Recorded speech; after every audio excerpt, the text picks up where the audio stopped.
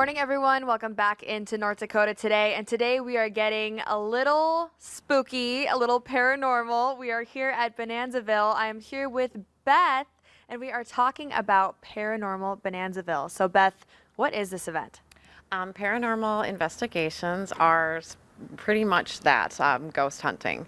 We have teams of 6 with a group leader that come out when it gets dark, of course, and visit the places at Bonanzaville that have had some paranormal activity in the past, kind of looking for more paranormal activity. They start on October 13th. Unfortunately, October 13th are sold out, but we do have plenty of tickets available for the 20th and 21st and 27th and 28th. Okay, well, I'm scared already. And we're actually here in one of the locations where there has been reported ghost sightings. Yes. So tell me about that. So we are at our coach car, which is a 1910 or 1930 coach car. We're not exactly sure if it was a 1910 that was refitted or if it was a 1930. And in the past, there's been a couple of photos taken of men in top hats or a male profile through the windows when we have been here on Paranormal Investigations. Okay.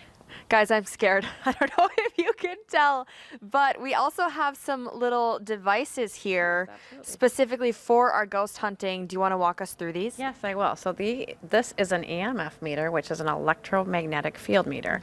And basically the assumption is that spirits, when they are active, will have different levels of electromagnetic sources.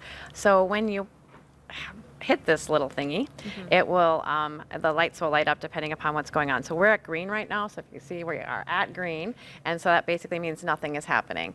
If we were to have a spirit walking near us, then that would fluctuate. Okay. We've also got a temperature gauge here, and again, spirits have been known to change the temperature of rooms or seats or places. And so you would gauge your temperature and follow it around and see how much it fluctuates. You do want a fairly decent sized fluctuation. So we're getting about a degree fluctuation from one place to the other. You'd want at least 2 degrees of fluctuation for that to be an indicator that something could be happening. And finally, we have a spirit box. Ghost spirits have been known to communicate, but the premise is that they do not communicate in the same level or plane that we do or frequency, but they use radio frequencies. And so what this does is this actually pops different frequencies, and it'll go like every second it goes to a different frequency, and then you may get some kind of message coming through there. Wow. This has happened in many of our buildings where there have been different types of messages. You would ask a question. Yes. And see if someone would answer it. I'm not going to do that right now because I really don't want the answer. Okay, good. I was really hoping that you would say that. Oh my gosh. I'm not going to do that right now. Yes, just in case, I am already a little spooked, guys. I know I said that before, but I really want you guys to know. But I know that you also said because it's daytime, there's a less chance of seeing anything, because at night is really when things happen, Yes, correct? it's definitely when things happen. Most likely, I mean, we do get some experience type things, lights going on and off. We do occasionally hear our names being called in some of the buildings, things like that during the daytime, but most commonly activity will happen at night. And from my understanding, the witching hour, which is like 2 to 4, is probably the hottest time of the night. Okay. We don't go that long usually. We go until about 1. Okay. So, Oh my gosh. Well, I'm a little frightened, but I think I'm going to be brave. I think we should head into the car. Are we ready? towards the end, a picture was taken. We encourage guests to constantly take photographs the entire time that they're on their tour, because a lot of things aren't going to be caught with the naked eye, but they will be caught with your camera. And so we had a guest doing just that, snapping photos here and there. And when she went to look at her photos, as she walked out of the car, there was a photo of a man. Another photo that was taken was a man at a profile, a side angle, with something on his shoulder that we couldn't really identify. But yeah. Oh my goodness. And then like I said, as I said, if you're using the spirit box, which is what this is called, we have had answers to questions also. Someone asked in the coach car, which we can walk over to next, excuse me, the caboose, you know, the engineer, are you the engineer? I've got an answer of yes, and then do you have any children? Got an answer of yes, and then how many? Got an answer of 3. So Wow. things like that, things like that might occur. We've had kids supposedly playing rock, scissors, paper with our guests in the drugstore as well. Wow. And you get the answer here on the spirit box. Oh my goodness.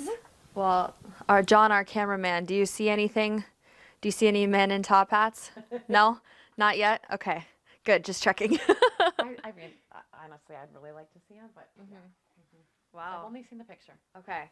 Well, I think, like you said, we should head over to the next one. Over to the caboose. Yes, let's do it. We are in the caboose car. Yes. And so, as I said, we go into 6 to 7 spots within the village that have had activity in the past in groups of 6, and let people kind of use this material to these items to check it out for themselves. They pop it, share them and stuff like that, and there we go.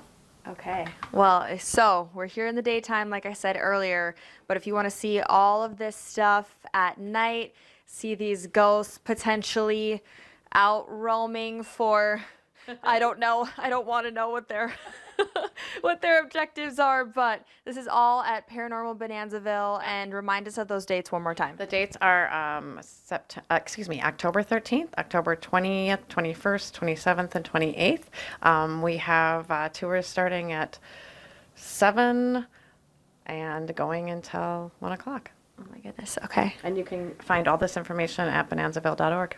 Wonderful. Well, thank you so much, Beth. Like I said, I think I'm getting a little spooked, so I might need to get out of here, but thank you so much for joining us.